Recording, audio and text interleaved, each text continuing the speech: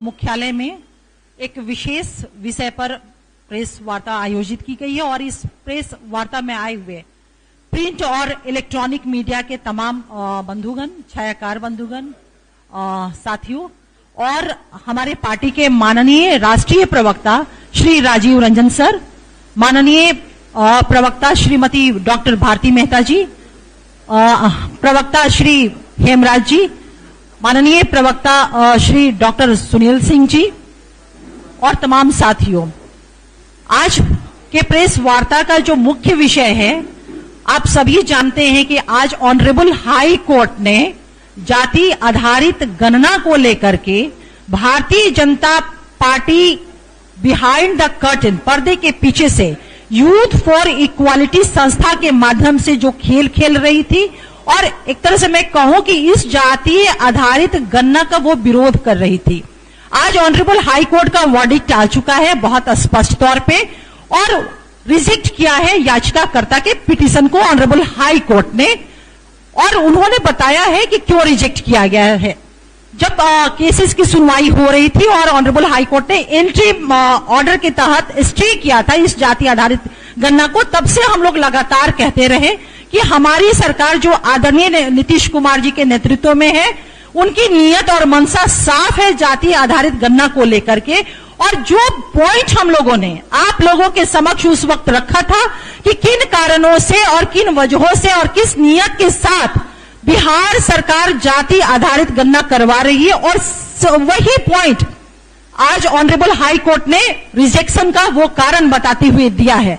तो मुझे लगता है कि जो पिटीशन रिजेक्ट किया गया है, मैं आप लोगों के उन कारणों की चर्चा आप लोगों के समक्ष कर दूं।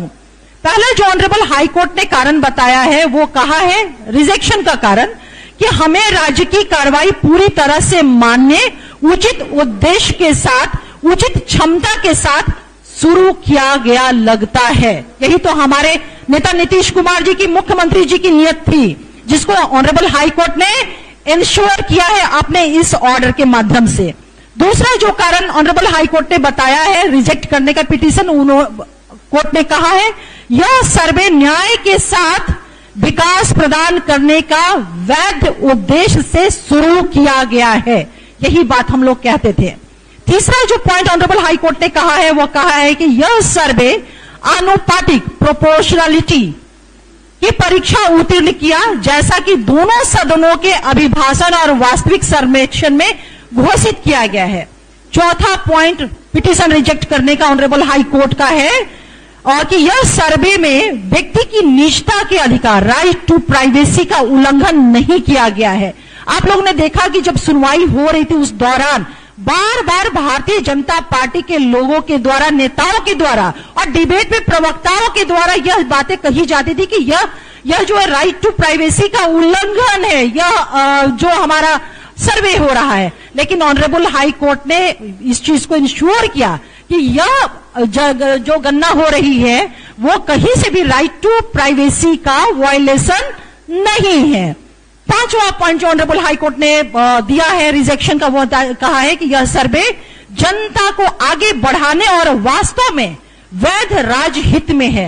यही तो हमारे माननीय मुख्यमंत्री जी की नीयत रही है, क्योंकि केंद्र की सरकार कास्ट सेंसस 2021 में कराना था, वो फेलियर रही, कोलैप्स रही, नहीं कराया और केंद्र की सरकार ने कहा कि वो कास्ट सेंसस नहीं कराएगी।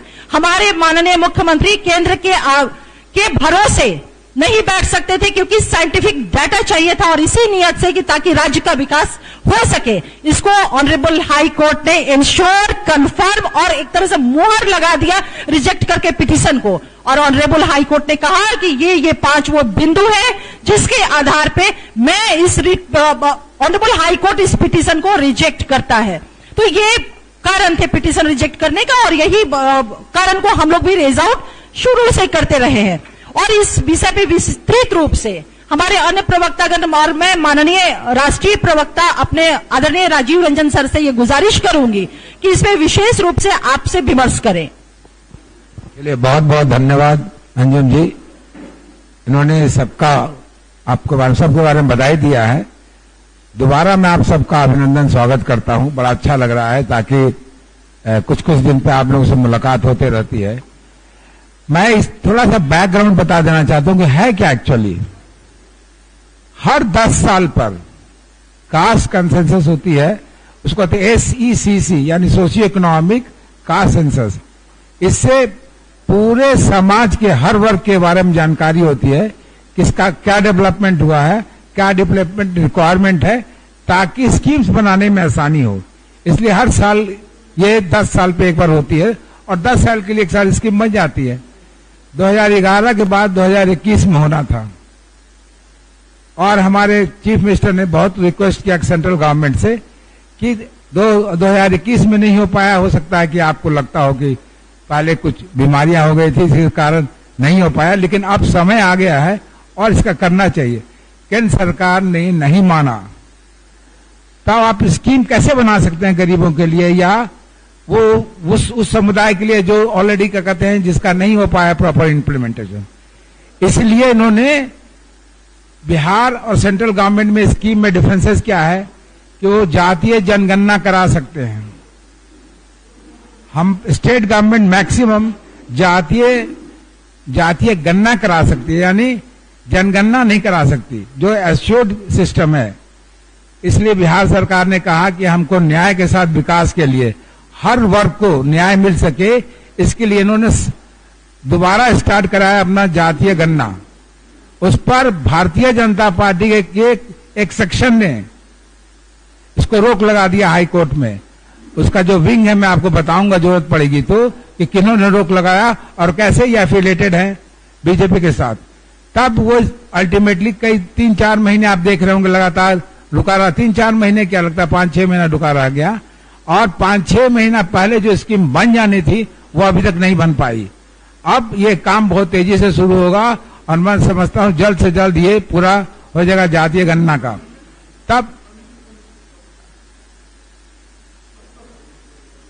तब ये लगातार अब शुरू हो जाएगी। मैं इतना ही कहना चाह रहा हूं कि गरीबों के लिए वो समुदाय वो सेक्शन जिनका डेवलपमेंट नहीं हो पाया है उनको डेवलपमेंट के लिए स्कीम बनाने में बहुत सहयोग मिलेगा।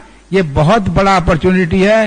भारतीय जनता पार्टी के लाख कोशिश करने के बावजूद ये स्कीम अब क्लियरेंस हुआ है हाई कोर्ट से। हाई कोर्ट ने सही डिसीजन किया हुआ है। हम सब के सब उनके आभारी हैं और इस पर अब कार्रवाई शुरू करेंगे। मैं अब रिक्वेस्ट करता हूं भारती मेहता जी से भी अपनी बात कहें। क्या हुआ था वो? हो अच्छा नहीं ठीक है, आप बढ़िया से ले लीजिए ताकि आगे कार्रवाई ठीक रहेगी। धन्यवाद राजीव सर। आज एक महत्वपूर्ण ऐतिहासिक मुद्दे पर माननीय उच्च न्यायालय पटना बिहार का यह निर्णय आया है और मुझसे पूर्व आदरणीय राजीव सर और अंजुम जी ने विशेष रूप से इस पे चर्चा की है। मैं जो कुछ चीज आप लोकतंत्र के चौथे खंभे के रूप में उपस्थित हैं, आप लोग इलेक्ट्रॉनिक और प्रिंट मीडिया के साथी, उनके सामने रखना चाहूंगी कि यह बहुत दुर्भाग्यपूर्ण है कि अगर आप मतलब भाजपा बीजेपी, अगर बीजेपी पक्ष में है जातीय गणना के तो कहे कि हां मैं पक्ष में हूं, विपक्ष में है तो कहे कि हां मैं विपक्ष में हूं। चूंकि जब जातीय गणना का निर्णय बिहार के दोनों सदनों से हुआ था तो यह बिहार सरकार का सर्वदलीय संकल्प था, मगर जब सर्वदलीय संकल्प के बाद जब बात आई जातीय गणना की कराने की, जब तक बीजेपी साथ थी तब तक तो चीजें बहुत स्मूथ थी, मगर जब बीजेपी बिहार की सत्ता से बाहर हो गई तो बहुत दुर्भाग्यपूर्ण है कि उसने गाजियाबाद के पास की एक संस्था यूथ फॉर इक्वलिटी के आड़ में, अरे महोदय विरोध में है तो आके कहिए, ये लोकतंत्र की खूबसूरती होती है कि मैं विरोधी हूं तो हूं। आप फेक चेहरे के साथ आप आते हैं और यूथ फॉर इक्वलिटी संस्था की तरफ से एक दर्ज किया जाता है रिट ऑनरेबल हाई कोर्ट में कि जातीय गणना को बिहार में रोका जाए। यह बहुत दुर्भाग्यपूर्ण है लोकतंत्र के लिए, किसी भी लोकतंत्र के लिए। दूसरी बात कि हमारा मानना है, जेडीयू का मानना है कि पिछले 9 वर्षों में माननीय प्रधानमंत्री नरेंद्र मोदी जी ने मानवीय सूचकांक की बेहतरी के दिशा में कोई काम उस दिशा में नहीं किया है। इसलिए वो नहीं चाहते हैं कि धरातल पर क्या वास्तविक विकास हुआ है अथवा नहीं हुआ है, वो खुल के जनता के सामने आए। और इसके साथ मैं आभार प्रकट करना चाहती हूं आदरणीय उच्च न्यायालय पटना का कि जिसने हमारे माननीय नेता नीतीश कुमार जी का जो मनोभाव रहा है न्याय के साथ विकास, और वास्तव में विकास धरातल पे किस स्तर तक जा रहा है, हमारा सिस्टम किस तरह काम कर रहा है, उसको जानने के लिए जो उन्होंने जातीय गणना कराई थी उसके पक्ष में उस रिट को, उस याचिका को खारिज करके उन्होंने जो फैसला दिया है, इसलिए हम बहुत बहुत आभारी हैं। और अब मैं आगे के लिए डॉक्टर सुनील सिंह जी को ये धन्यवाद भारती जी और हमारे राष्ट्रीय प्रवक्ता बड़े भाई राजीव सर, भारती जी, अंजुम जी, हिमराज जी, हम लोग सब मिलकर आप पत्रकार बंधुओं का स्वागत करते हैं। और निश्चित ही जैसा आपको मालूम चला कि एक बड़ा ही महत्वपूर्ण विषय पर हम लोग प्रेस कॉन्फ्रेंस कर रहे हैं। जाति आधारित गणना पर जो कोर्ट में केस किया था यूथ फॉर इक्वलिटी नामक संस्था ने, वो हाईकोर्ट ने खारिज किया है। यानी कि हमारे नीतीश जी का, माननीय नीतीश कुमार जी का स्टैंड को अपहेल्ड किया है, जाति आधारित गणना को अपहेल्ड किया है, जिस काम को तुरंत शुरू होगा और उसे कराया जाएगा। अब उसके पीछे पर्पस क्या था? पर्पस है कि माननीय नीतीश कुमार जी का न्याय के साथ विकास करना। न्याय के साथ विकास का अर्थ होता है कि समाज के अंतिम पायदान पर बैठा व्यक्ति को भी विकास की किरणें मिले ताकि वो मुख्य धारा में आ सके। तो इसके लिए ये जानना जरूरी था कौन कौन सी जात के लोग किस किस इलाके में किस किस संख्या में है और उनकी सामाजिक, आर्थिक, शैक्षणिक स्थिति क्या है। ये किसी एक जात के प्रो, किसी के एंटी नहीं था। ये सवर्णों की अगर बात कर लें तो ये बात कही, ये सोचे फैलाई गई कि सवर्णों के खिलाफ है, ये भी सवर्णों के साथ वाली चीज है। क्योंकि हाल के दिनों में ये बातें छन के आई कि हमारे सवर्ण भाइयों की भी स्थिति अच्छी नहीं है सामाजिक और शैक्षणिक और आर्थिक रूप से, तो उसकी भी जानकारी होगी और उसकी जानकारी होगी। और योजना, जो लोक कल्याणकारी योजना होता है जिससे कि विकास की धारा पहुंचती है लोगों तक, उसे बनाने में आसानी होगी। एक साइंटिफिक डेटा रहेगा तो हम कौन से इलाके में कौन सी योजना अमुक अमुक जाति के लिए होगी, इससे वो पूरा डेवलपमेंट होगा। लेकिन भाजपा को अच्छी बातें पचती नहीं और भाजपा का दोहरा चरित्र। पहले तो भाजपा ने विधानसभा से, विधानमंडल से ये पास किया, साथ थी जाति आधारित गणना की बात। उसके बाद सर्वदलीय डेलीगेशन में माननीय नीतीश कुमार जी के साथ प्रधानमंत्री से मिला और हर जगह मिला। जब प्रधानमंत्री ने कहा या वहां से केंद्र सरकार ने कहा कि हम नहीं कराएंगे, मगर अगर आप अपने संसाधनों से कराते हैं तो हमें कोई आपत्ति नहीं है। बहुत अच्छा। माननीय नीतीश कुमार जी ने उसके लिए 500 करोड़ का आवंटन किया और अपने संसाधन से कराने लगे। लेकिन भाजपा का तो विकास विरोधी चेहरा, तो भाजपा ने छद्म तरीके से एक यूथ फॉर इक्वलिटी नामक संस्था, जिसके कि सारे पिटिशनर का भाजपा से संबंध है, ये हम लोग पिछले प्रेस कॉन्फ्रेंस में इस बात को साबित कर चुके हैं, उसके थ्रू ये केस कराई कि जाति आधारित गणना रोक जाए।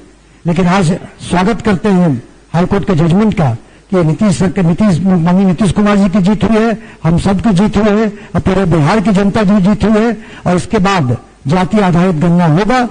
सारे लोग जो गरीब हो, जो जहां के हो, सभी लोगों को लोक कल्याणकारी योजनाएं का फायदा मिलेगा, साइंटिफिक डेटा मिलेगा। और भाजपा का जो विकास विरोधी चेहरा है, जो खुद तो कुछ काम की नहीं, विकास विरोधी चेहरा सामने आया है, इसको भी जनता देखेगी।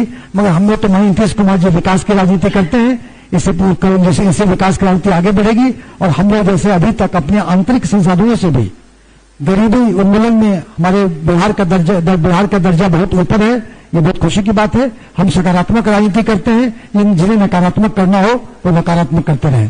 धन्यवाद। हिमराज जी, अब आप ले।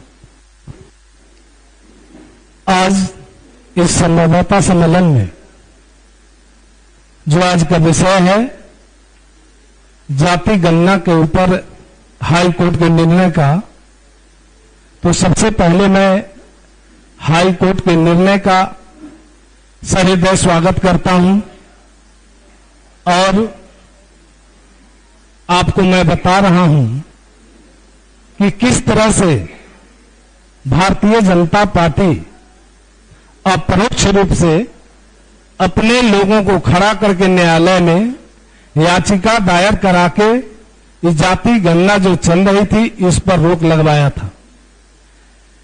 ये आज की तारीख में जो निर्णय आया, इस निर्णय के बाद चूंकि हाईकोर्ट ने सारे पहलुओं पर, सारे बिंदुओं पर चिंतन मनन करके ये फैसला सुनाया और उनकी याचिका को खारिज किया। उनकी याचिका चलने योग्य नहीं थी, सुनवाई योग्य नहीं थी। तो पत्रकार बंधुओं, आपको मैं बता रहा हूं कि किस तरह से जरा मैं निपट में ले जाना चाहता हूं कि जहां से शुरुआत हुई है जाति गणना की। तो हमारे राष्ट्रीय प्रवक्ता महोदय ने भी बताया और मैं पुनः उस बात को दोहरा रहा हूं कि देश में जो आम जनगणना होती है 11 में हुआ था, 21 में कराना था देश में जनगणना, लेकिन केंद्र सरकार ने जनगणना को नहीं करा पाई और तरह तरह के बहाने बनाकर इसको टालती रही और आज तक जनगणना नहीं हो पाया। तो आज तक जनगणना नहीं हो पाया, फिर 2026 में नया परिसीमन होना है और नए परिसीमन में कैसे करेंगे परिसीमन जब नया कुछ डाटा इनके सामने नहीं रहेगा। और मैं आपको बता दूं कि देश में जिस तरह से जनसंख्या बढ़ी है, जिस अनुपात में, काफी संख्या में कुछ ऐसे समाज है जिनकी संख्या काफी बढ़ी है। तो संख्या बल के हिसाब से जो अनुसूचित जातियों और जनजातियों के लिए विधानसभा और लोकसभाओं में जो सीटें आरक्षित है, संख्या बल के आधार पर भी उन्हें सीटों में बढ़ोतरी होनी चाहिए थी। तो कैसे कराएंगे ये परिसीमन? तो निश्चित रूप से हम कर सकते हैं कि ये अनुसूचित जाति, जनजाति और दलित पिछड़ा विरोधी सरकार है केंद्र में, जिनकी मंशा है कि कैसे हम अनुसूचित जाति, जनजातियों, अति पिछड़ा और पिछड़े जातियों के विकास में हम कैसे रोड़ा उत्पन्न करें, उसके विकास में कैसे हम बाधा उत्पन्न करें। उनकी तरक्की पर इनको पछता नहीं, उनका विकास इन्हें पसंद नहीं आता। आपको मालूम है कि बिहार में जब केंद्र सरकार ने जब जनगणना नहीं कराई तो बिहार सरकार ने रिक्वेस्ट किया था केंद्र सरकार से कि हम जाति गणना कराना चाहते हैं, तो जाति गणना पर केंद्र सरकार ने इनकार कर दिया कि हम नहीं कराएंगे। तो राज्य सरकार ने अपने खर्चे से कराने का निर्णय लिया और विधानमंडल में सर्वदलीय बैठक बुलाई और सर्वदलीय बैठक में सभी दलों के लोगों ने जो है इसको समर्थन किया और सर्वसम्मति से निर्णय हुआ कि बिहार सरकार अपने खर्चे से जाति गणना कराएगी। जब जाति गणना शुरू हुआ तो भारतीय जनता पार्टी के लोगों को ये पचा नहीं, चूंकि वहां तो बैठक में, सर्वदलीय बैठक में इन्होंने जो है ताली बजा करके अपना समर्थन दिया, लेकिन जो ही ये बाहर आए जाति गणना का अपरोक्ष रूप से खुलेआम विरोध करना शुरू किए। और इसके लिए वो क्या क्या नहीं किए। जब आपको मालूम है कि ये जाति गणना का काम जोरों पर चल रहा था तो उस समय ये लोग हाईकोर्ट में जाके याचिका दायर करते हैं और इस पर रोक लगवाते हैं। लेकिन हाईकोर्ट के निर्णय के बाद आज रास्ता साफ हो गया, बिहार में जाति गणना होगी और जाति गणना होने से जो यहाँ की जो कुछ ऐसी जातियां हैं, जो कुछ ऐसे समाज हैं जो आज विकास से कोसों दूर है, आज न्याय के साथ विकास की जो बात हो रही है, न्याय के साथ विकास की गाड़ी जो आगे बढ़ेगी, न्याय के साथ विकास का मतलब होता है सभी वर्गों का समान रूप से विकास, उन्नति और उत्थान। तो इसमें सबको समान रूप से अवसर मिलेंगे और जो व्यक्ति जो अंतिम पायदान पर खड़े हैं, जो व्यक्ति की जो दशा है, जो दुर्दशा है, वो सही आंकड़े इस गणना के बाद सामने आएंगे और आंकड़े सामने आने के बाद सरकार को भी उनके लिए नई नई अच्छी अच्छी योजनाएं बनाने में मदद मिलेगी और इस राज्य का भरपूर तरक्की होगा और जो वंचित वर्ग है उन्हें भी जो है मुख्य धारा में जोड़ने का एक अच्छा अवसर और माध्यम मिलेगा। तो साथियों, इस बात से भारतीय जनता पार्टी जो रोक लगाती रही, अप्रोच रूप से विरोध करती रही बाहर सड़क पर, उनके क्रियाकलापों पर, उनके मंशा पर तो आज पानी फिर गया। लेकिन एक बात मैं साफ साफ कहना चाहता हूं कि आज के निर्णय से जो वंचित वर्ग है, जो यह कहे कि सभी वर्गों में जो पिछड़े लोग हैं, उन लोगों के लिए एक द्वार खुल गया, तरक्की का द्वार खुल गया, विकास के रास्ते का। इसी बात के साथ मैं अपनी बात यहीं विराम करता हूं। चलिए, बहुत बहुत धन्यवाद हेमराज जी। अच्छा, कोई क्वेश्चन हो तो पूछिए, बिकॉज अब हम लोग बैठे हैं 5 मिनट। मुझे नहीं समझ में आता कि कोई ऐसा क्वेश्चन होगा जो आप लोग पूछेंगे, क्योंकि ये बहुत दिन से बात चल रही है और हर लोग हर बात जानते हैं। चलिए, आप सबका